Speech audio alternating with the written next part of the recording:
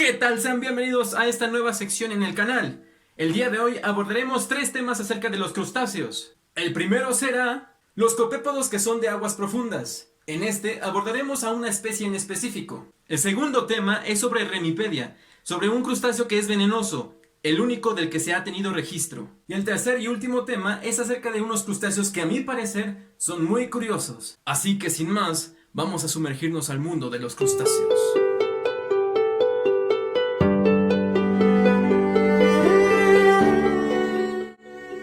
A nivel mundial, la exploración del océano profundo ha sido muy limitada, esencialmente por 2 situaciones. La primera es la dificultad en la operación de los equipos de muestreo en alta mar, y la segunda, el alto costo para mover una embarcación de mediano a gran calado en aguas oceánicas, en particular considerando las distancias que se deben recorrer para cubrir la zona económica exclusiva. El conocimiento actual está basado principalmente en organismos de vida libre, destacando algunos grupos como los nemátodos, los poliquetos, los moluscos, los equinodermos y los crustáceos.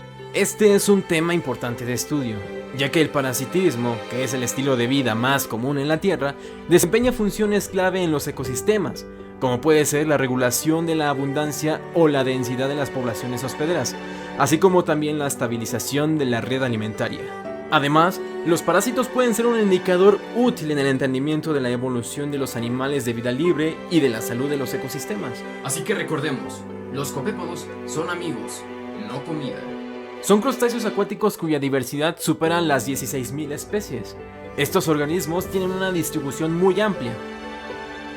Pueden ser encontrados tanto en la columna de agua como en el sedimento y en asociación con otros organismos. En cuanto a su tamaño, aunque hay especies conspicuas, los copépodos son típicamente pequeños y difíciles de reconocer a simple vista. Las especies bentónicas, planctónicas y simbiontes no varían mucho su tamaño, pues miden entre 1 y 2.5 milímetros. El cuerpo básico de un copépodo se caracteriza por poseer a lo que se le conoce como un cefalosoma. Este tiene 6 somitas y un tronco postcefálico de 9 somitas más el somita anal, el cual representa el telson. El cefalosoma consiste de 5 somitas cefálicos y el primero torácico, que lleva los maxilípedos. El tronco postcefálico comprende del segundo al sexto somita torácico. El somita genital, que es el séptimo somita, que lleva el opérculo genital en ambos sexos. Los somitas postgenitales carecen de miembro y el somita anal lleva un par de ramas caudales. Los apéndices básicos de un copépodo son la anténula, antena, mandíbula, maxílula, maxila, maxilípedo, apéndices natatorios y ramas caudales. Los apéndices natatorios están armados con setas y espinas que varían en número y posición según el sexo y la especie. Una vez que tenemos esta introducción, vamos a lo que veníamos, los copépodos parásitos. Hace una década se reconocían 4.224 especies de copépodos viviendo en asociación simbiótica con otros animales acuáticos, los cuales pertenecen prácticamente a todos los fila, desde esponjas y moluscos hasta vertebrados, incluyendo mamíferos. Cabe señalar que en varias familias existe un dimorfismo sexual fuerte con respecto a la forma del cuerpo y la estructura de los apéndices. Generalmente, las hembras tienen apéndices de sujeción más robustos y su cuerpo es más grande y más modificado que en los machos. Por el contrario, los machos tienen al menos un par de extremidades que son adaptadas para agarrarse al segmento genital de la hembra, donde usualmente son encontrados. Los copépodos parásitos dañan a sus hospederos tanto por sus mecanismos de sujeción como por sus hábitos de alimentación. Esto sucede cuando los copépodos clavan sus apéndices en el tejido del hospedero, produciendo lesiones locales como necrosis y erosión de la epidermis si el ataque es en la piel, produciéndose hinchazón, hiperplasia, proliferación de fibroblastos e infiltración celular como respuesta del tejido del hospedero. Al alimentarse, la mayoría de estos animales raspan las superficies de los hospederos usando sus mandíbulas. Algunos perforan el tejido del hospedero con su tubo oral para sacar fluidos. Esto produce lesiones en la epidermis e incluso hemorragias que causan anemia cuando la infección es prolongada. Por ejemplo, los copépodos del género Phryxocephalus atacan el ojo del pez hospedero destruyendo la córnea y la retina. De la misma forma, el copépodo Omatocoita elongata es conocido por causar ceguera en los tiburones del género Sopniosus. Adentrándonos un poco a lo que son las familias de estos animales, hablaremos acerca de los Chondracanthidae. Los copépodos chondracántidos abarcan aproximadamente 160 especies descritas distribuidas en 44 géneros. Todas son parasitarias de peces marinos. Esta familia se caracteriza por tener hembras grandes, con cuerpos modificados, las cuales típicamente llevan a un macho siendo del género Chondracanthodes, el más observado. Por ejemplo, Chondracanthus deflexus es una especie encontrada en peces de la familia Macluridae tanto del Pacífico como del Atlántico. También se encuentra la familia Lerniopodidae. En esta familia, los cuerpos son altamente modificados, sin segmentación evidente. Los copépodos leornopódidos comprenden aproximadamente 268 especies descritas, distribuidas en 48 géneros, de los cuales 7 son de agua dulce y el resto son marinos.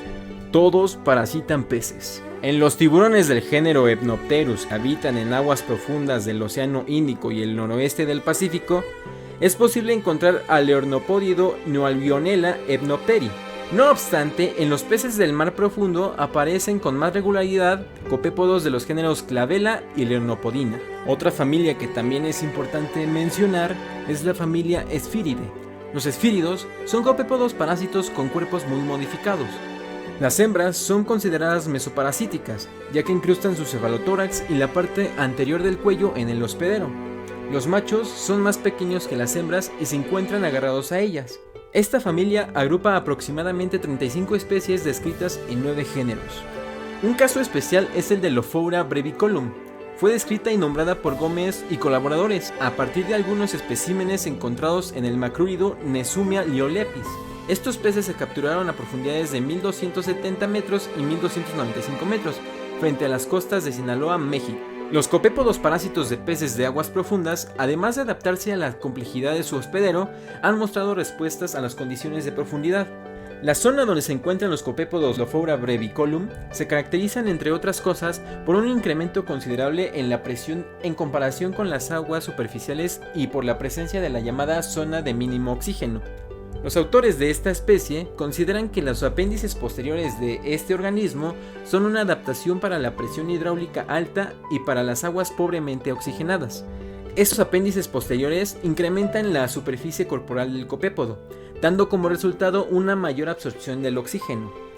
Estos autores también consideran que Lophoura brevicolum y Lophoura tetraloba divergieron a partir de un ancestro común en la que las capas de mínimo oxígeno y la presión hidrostática posiblemente fueron los mecanismos físicos responsables del rompimiento de la cohesión genética y la consecuente especiación.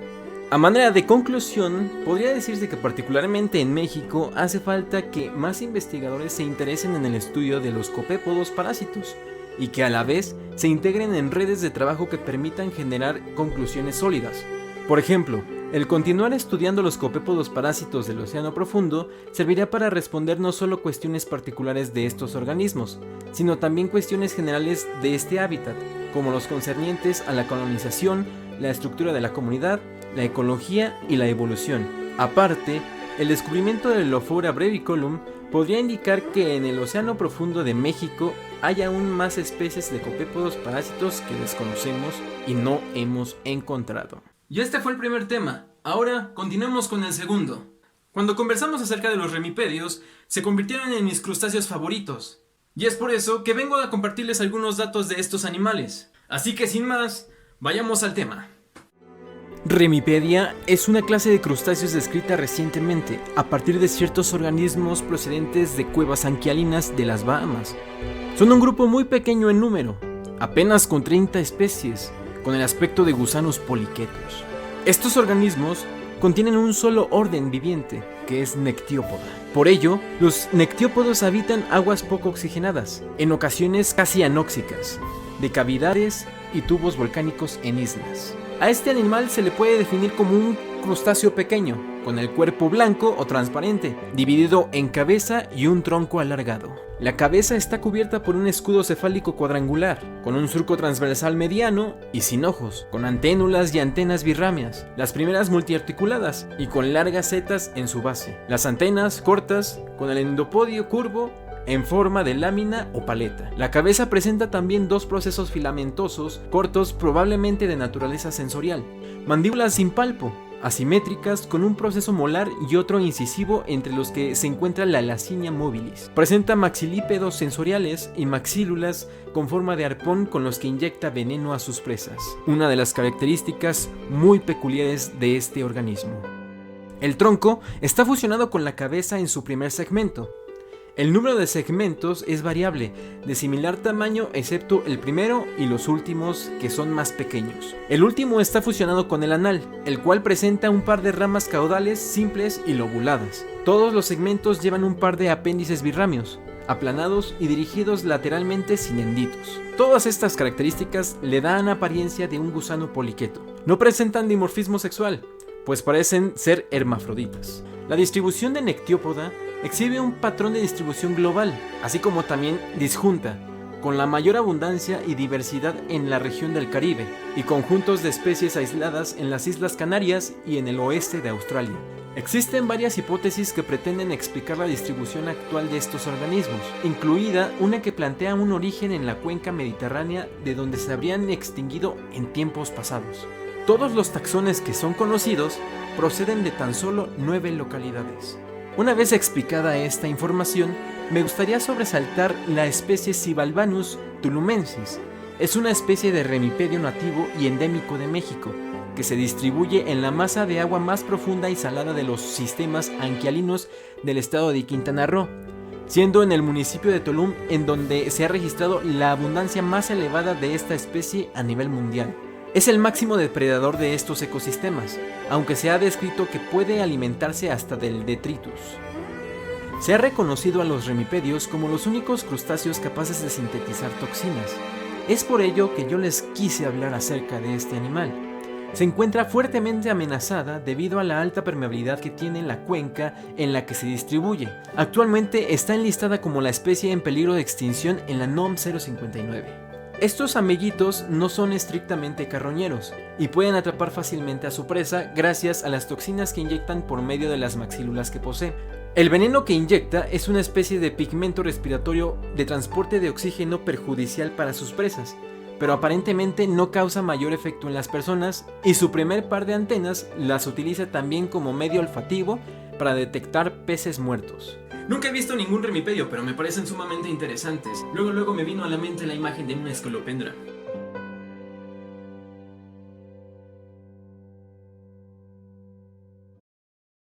Esta es una lista que yo armé. Mencionaré algunos datos curiosos de estos y algunas generalidades. Vayamos con el último tema.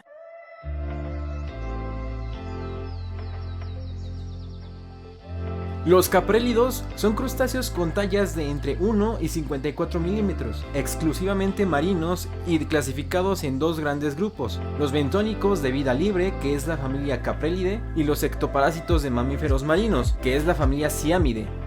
La familia Caprelidae incluye 423 especies dentro de 89 géneros.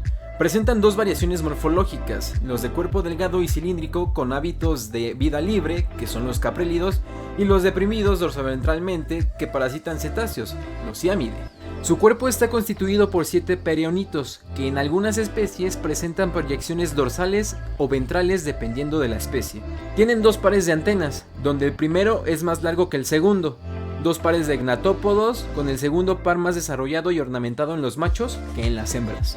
Respecto a las branquias, generalmente se localizan en el tercer y cuarto segmento, al igual que los osteogitos en el caso de las hembras. El número de pereiópodos es variable. El abdomen es reducido. Los pleópodos y urópodos se encuentran reducidos o ausentes, lo que les dificulta nadar. Esta última actividad la realizan mediante movimientos bruscos y rápidos que implican flexiones ventrales y enderezamiento del cuerpo similares a los movimientos de una oruga.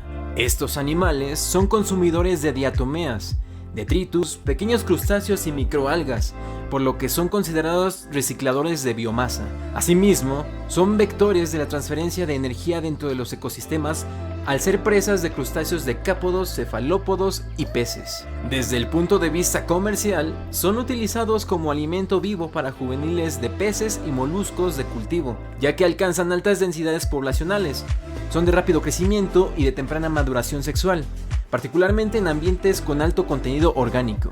Adicional a esto, son considerados como bioindicadores de la calidad ambiental por su sensibilidad a contaminantes y tóxicos en el ambiente, incluso en condiciones abióticas extremas. Además, son tolerantes a un amplio intervalo térmico, de 2 a 28 grados centígrados. Pueden sobrevivir alrededor de 20 días sin alimento. Estas características les permiten distribuirse exitosamente en diferentes condiciones ambientales a lo largo de los océanos. A estos animales se les puede encontrar desde la zona intermareal hasta profundidades abisales, como pueden ser 4.970 metros de profundidad. Los caprélidos establecen asociaciones de protección, comensalismo, mutualismo y ectoparasitismo con la comunidad epibiótica. También se relacionan con anémonas, gorgonias, equinodermos, moluscos y crustáceos decápodos. Igualmente se han encontrado en vertebrados como tortugas marinas, peces y cetáceos.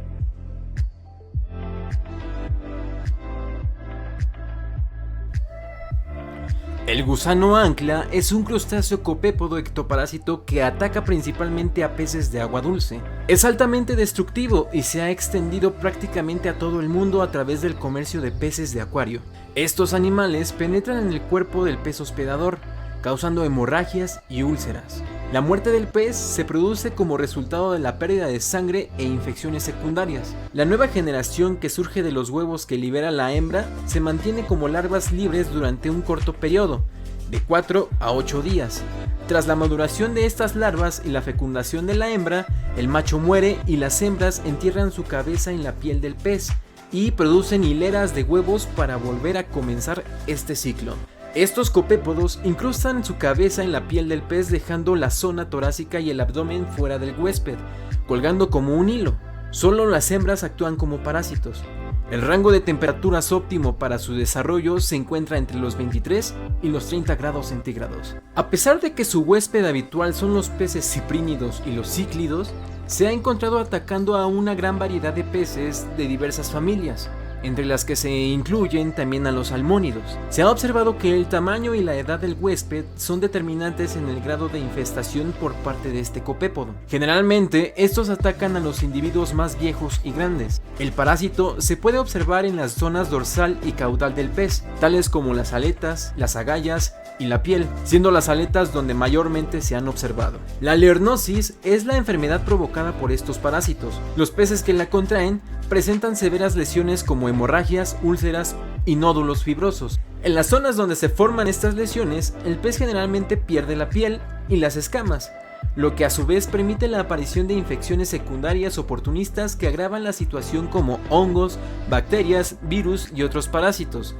La pérdida de sangre y el ataque de infecciones secundarias pueden provocar la muerte del pez.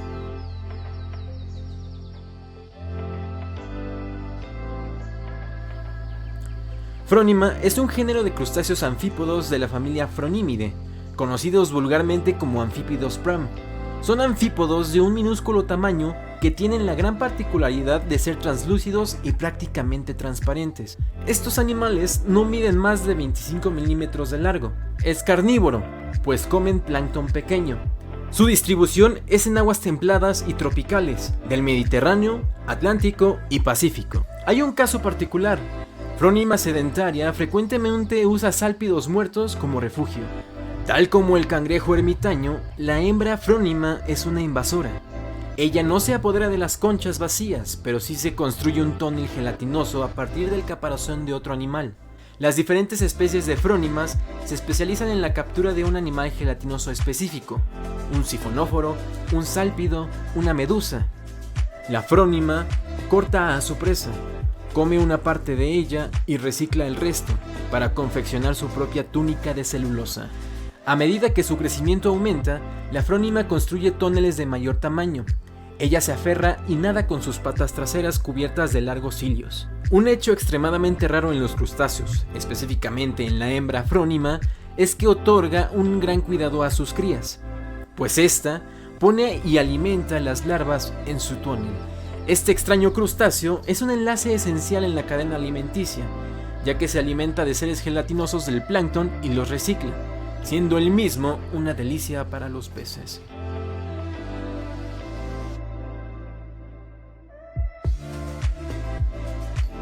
Los parásitos deben de seguir múltiples estrategias para intentar pasar inadvertidos ante su hospedador. Una de esas estrategias es la que hace Sacculina carsini. La saculina es una forma parasitaria de los Cirripedia, con forma sacular que infesta a Carcinus maenas, aunque en función de la especie de Sacculina puede infestar a otros organismos. Para lograrlo, se aprovecha de que el cangrejo piensa que es una bolsa con sus huevos y los transporta como si fueran propios. Cuando se da cuenta del error, ya es demasiado tarde. Un estado larvario, que es la forma invasora, es la que se adhiere al cangrejo. Los huevos se desarrollan en la cavidad del manto y después de la puesta eclosionan con las hembras liberando las larvas nauplius.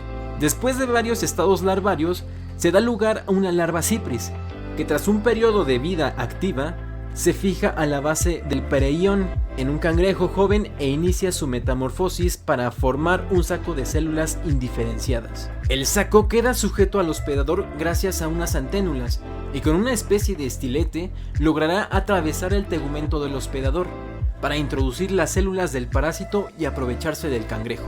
De esta manera logra producir una forma sacular de unos 2.5 centímetros de diámetro aproximadamente, para imitar los huevos del cangrejo y que el animal los cuide como si fueran suyos, ya que están dentro de la cavidad y tienen una forma parecida. Cuando el cangrejo se da cuenta de su error, ya no puede liberarse de Sacculina, porque logra extender un pedúnculo que se extiende por los tejidos del cangrejo, que es el sistema radicular, y de esta manera es que se podría decir que lo convierte en su esclavo. Una vez que este animal está infectado, no va a poder crecer y no podrá reproducirse, y en función del sexo le provocará diferentes daños, desde la inhibición de la muda hasta el atrofiamiento de las gónadas. Si el cangrejo que es infectado es una hembra, seguirá como si nada, con los falsos hijos a cuestas durante un tiempo. Si el cangrejo es un macho, el propio parásito acabará modificando el sistema endocrino del organismo para realizar una castración química y feminizarlo, porque redondea la forma del abdomen y enriquece la sangre con lípidos, como si fuera la sangre de una hembra.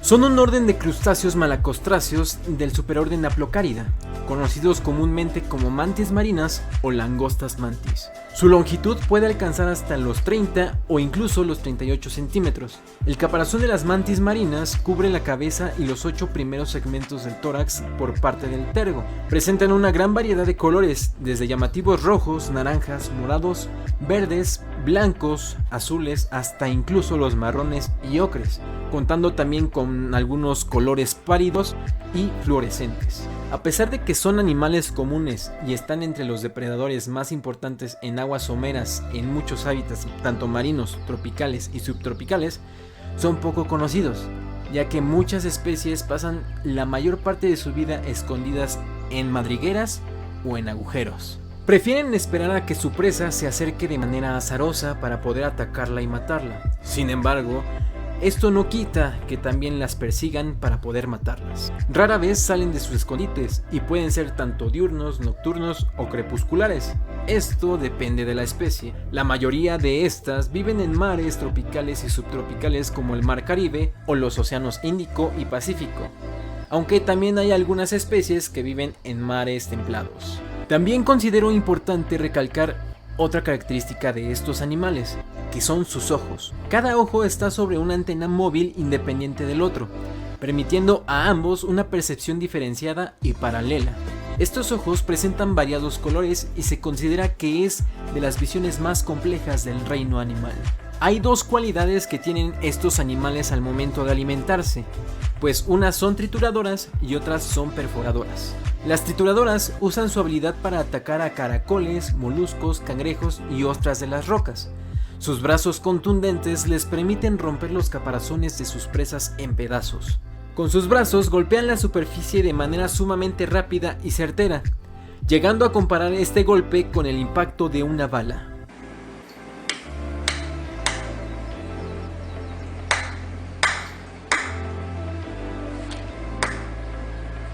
Las perforadoras, en cambio, prefieren animales de carne más suave, como los peces, calamares e incluso crías de tiburones, que con sus garras puntiagudas son fácilmente arponeables. Espero que este video les haya gustado y los haya entretenido. Si me dan like, comentan o comparten, de verdad les agradeceré mucho. Ya nos estaremos viendo en otro video. Muchas gracias y bye.